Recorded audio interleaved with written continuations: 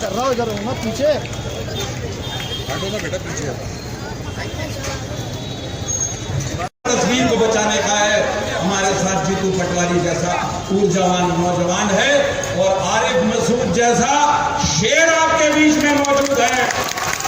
और यकीन मानिए आप अरुण भाई पर मैं जमानत देता हूं, मेरा भी यकीन करिए।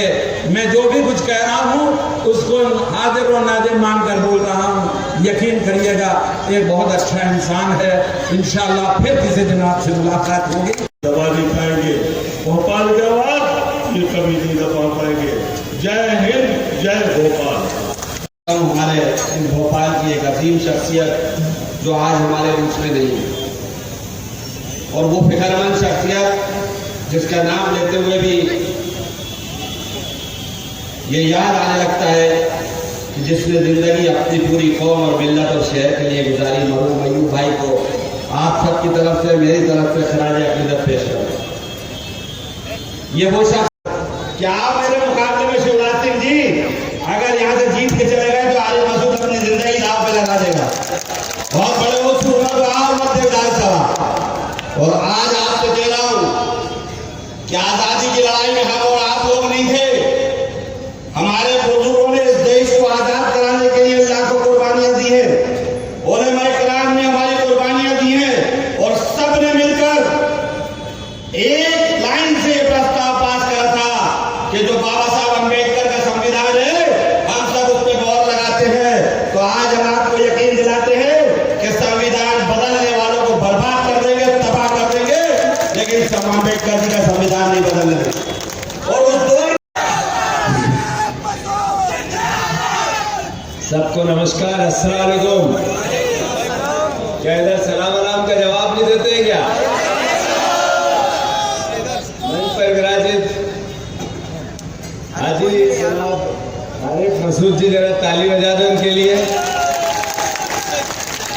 मंच पर विराजित हमारे प्रत्याशी आदरणीय अरुण श्रीवास्तव, बहुत सज्जन, सरल, सुशील, संस्कारवान और बहुत अच्छे प्रत्याशी। अभी मुझे कह रहे थे कि भैया यार एक तो बात करनी है सबसे, मैं कहना भूल गया, आप कह देना। क्या 7 मई बीजेपी गई, 7 मई आवाज क्यों नहीं आती एक साथ? कोई भी लड़ाई एकजुटता से जीती जाती है। तो अरुण श्रीवास्तव जी की जो भावना है कि 7 मई आदरणीय महेंद्र जोशी जी, प्रवीण सक्सेना जी, हमारे परिवार के दीपक जोशी जी, आदरणीय सभी हमारे पार्षदगण, सभी परिवार के साथीगण, ये भाई साहब हमारे रफीक भाई हैं, इन्होंने जिस तरीके से चाय पिलवाई हमारे भाई से बुलवा के एकदम नमकदार एक नंबर थी। जरा इनके लिए भी जोरदार ताली बजावा। हमारे पार्षद में गोविंद गोयल जी भी हैं, सबसे क्षमा प्रार्थी हूँ, हमारे श्रीवास्तव जी भी हैं, हमारे गोल्डी भैया भी है। सबसे महत्वपूर्ण आप सब भी हैं। चूंकि समय की अपनी मर्यादा है, 5 मिनट पहले हमें बंद करना पड़ेगा, पुलिस खड़ी है। अभी 5 दिन में मेरे पे 3 FIR कर दी बीजेपी की सरकार ने। कितनी? 5 दिन में 3, मतलब एक दिन छोड़ के एक दिन छोड़ के 5 में 3। मैंने ये पूछ लिया कि क्या भोपाल में 10 साल की बच्ची के साथ बलात्कार हुआ? मैंने गलत पूछा क्या? अरे मैंने पूछ लिया कि झाबुआ अलीराजपुर में 8 साल की बच्ची के साथ बलात्कार क्यों हुआ? तो मैंने गलत पूछा क्या? सही पूछा। अरे मैंने पूछ लिया कि उज्जैन में 19 लोगों के साथ ऐसी हैवानियत हुई, तो मैंने गलत पूछ लिया क्या? 17 बच्चियों का बलात्कार रोज होता है इस प्रदेश में। NCRB के आंकड़े बताते हैं, नरेंद्र मोदी की सरकार के आंकड़े बताते हैं, उनका औसत है। तो मैंने गलत पूछ लिया क्या? मैंने कहा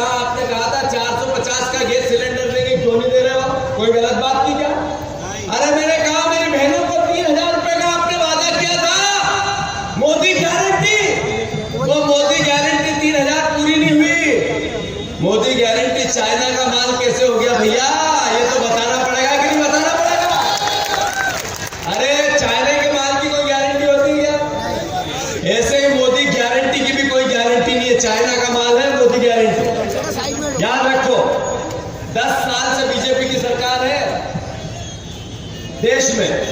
20 साल से बीजेपी की सरकार है प्रदेश में, 30 साल से सांसद है भोपाल का बीजेपी का। अरे 10 साल पहले नरेंद्र मोदी जी कहते थे सबका साथ, सबका विकास, सबका विश्वास। याद है आप लोगों को? अरे याद है या नहीं है? फिर कहते थे बहुत हुई महंगाई की मार, अब की बार मोदी सरकार। फिर कहते थे बहुत हुई बेरोजगारी की मार, अब की बार मोदी सरकार। फिर कहते थे काला धन, स्विस बैंक 15-15 लाख। याद है या नहीं है? फिर कहते थे $5 ट्रिलियन की अर्थव्यवस्था बना दूंगा। फिर कहते थे विश्व में नंबर 1 देश भारत बना दूंगा। फिर कहते थे मैं खाऊंगा, मैं खाने दूंगा। फिर कहते थे अच्छे दिन, तो सब बोलते थे आएंगे। याद है या नहीं है ये बातें? फिर कहते थे भ्रष्टाचारियों को जेल की सलाखों के पीछे पहुंचा दूंगा। हुआ क्या देश में? नरेंद्र मोदी जी पहले करते थे बुलेट ट्रेन की बात, अब करते हैं भैंस की बात। गुजरात में उन्होंने कहा कि कांग्रेस वाले आएंगे तो 2 भैंसे इसमें से एक ले जाएंगे। पहले कहते थे सैटेलाइट की बात, अब करते हैं वो, अब क्या बोलूं, मंगलसूत्र की बात। पहले कहते थे देश में ऐसा देश बनाना है कि जितनी 60 साल में देश की उन्नति कांग्रेस ने की उतनी तो हम 5 साल नहीं कर देंगे। हुआ क्या देश का? देश के 84% बच्चे बेरोजगार हैं। देश में दुनिया के 25 देशों में सबसे महंगा देश खाने पीने का हो गया। देश में किसान हमारे 80% कर्जदार हो गए। जो मीठा तेल, खाने का तेल, मूंगफली का तेल 60 रुपए का था वो 160 रुपए का कर दिया। जो पेट्रोल 60 का था वो 100 का कर दिया। हुआ क्या देश में? देश में ये हुआ कि नरेंद्र मोदी जी जो बातें 14 में करते थे अब नहीं करते।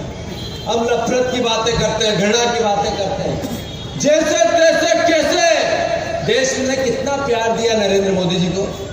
उधर कोरोना आया, न बेड थे, न ऑक्सीजन था, न डॉक्टर थे, न दवाइयां थी। लोग तड़प तड़प के मर रहे थे जब भी वो नफरत फैला रहे थे। याद है या भूल गए आप लोग? अरे जब ऑक्सीजन, रेमडेसिविर कुछ नहीं था, अपने अब्बा का जनाजा निकल रहा था, नरेंद्र मोदी कहते थे कि ताली बजाओ, तो देश ताली बजा रहा था। उधर पिता मर रहा था, भाई मर रहा था, परिवार का कोई साथी का दाह संस्कार हो रहा था, कोई कुछ नहीं देख रहा था, सब देश के प्रति समर्पित कर रहा था, इंसानियत के लिए अपने आप को न्यौछावर कर रहा था। तब नरेंद्र मोदी कहते थे थाली बजाओ, ताली बजाओ, लाइट जलाओ। पूरा देश साथ दे रहा था, पूरा देश साथ दे रहा था मोदी जी को। पर 10 साल बाद जिसने देश ने इतना प्यार दिया वो नफरत और घृणा की बात करता है। जो अच्छे दिन की बात कर रहा था वो डराने और समझाकर वोट लेने की बात करता है। देश में आज 70 साल में बहस क्या है? 75 साल में देश के लोकतंत्र को बचाना है, देश के संविधान को बचाना है, देश के आरक्षण को बचाना है, आपके मत के अधिकार को बचाना है। देश में बहस है कहीं रशिया जैसा देश तो नहीं हो रहा हमारा जहां एक पार्टी का शासन हो। देश में बहस है आज कि कहीं हमारा रशिया, चाइना जैसी व्यवस्था तो नहीं जब मीडिया केवल सरकारी हो। ऐसा देश तो नहीं बन रहा, ये बहस है देश में। साथियों, मैं इतना ही कहना चाहता हूं। नरेंद्र मोदी जी आजकल राहुल गांधी जी को कहते हैं शहजादे। सुना होगा आप लोगों ने, क्या कहते हैं? शहजादा अब 5 गारंटी लाया है, लोगों को कहता है कि सरकारी नौकरी दिलवा दूं, ऐसी भाषा बोलते हैं। नरेंद्र मोदी कहते हैं कि राहुल गांधी शहजादे हैं और खुद को कहता है मैं फकीर हूं जी, जब चाहूंगा जब झोला उठा के चल दूंगा। याद है या भूल गए? शहजादा कौन? जिसने 4000 किलोमीटर पैदल चला और प्रेम की, प्यार की, मोहब्बत की, इंसानियत, एक दूसरे से मिलकर रहने की सीख दी, संदेश दिया। और 4000 किलोमीटर कश्मीर, कन्याकुमारी से कश्मीर तक जो प्राचीन भारत की सभ्यता है, जो भगवान राम, कृष्ण, पैगंबर, जो गुरु नानक देव जी, महावीर, गौतम बुद्ध का जो प्रेम है, उस किसकी बात की? इंसानियत की बात, उसकी रक्षा की बात।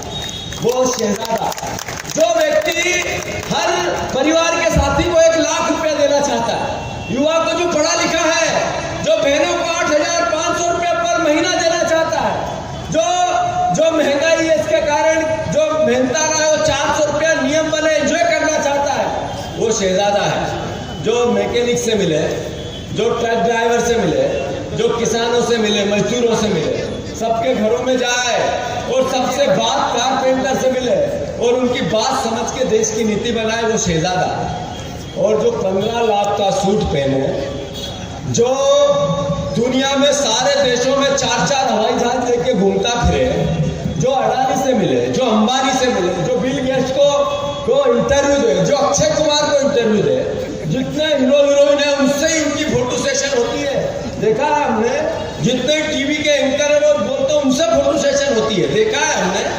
जो गरीब से कभी मिला ही नहीं, वो प्रधानमंत्री बनने के बाद न किसान से मिला न मजदूर से मिला, वो फकीर। जो अडानी का दोस्त वो फकीर और जो गरीब से मिले वो शहजादा। बताओ सही है ये बात? अरे मोदी जी, शहजादा जब उनको कहते हो आप, तो वो शहजादे हैं। शहजादे कब हैं?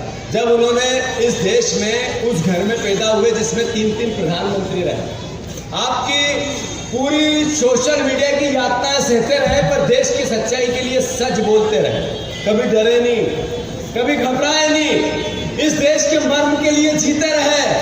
कितने ही उनको मेरे पे जैसे 3 FIR है, कितनी FIR यहाँ से वहां से दौड़ते रहते हैं, पर विपक्ष की भूमिका देश की सेवा निभाते रहते हैं।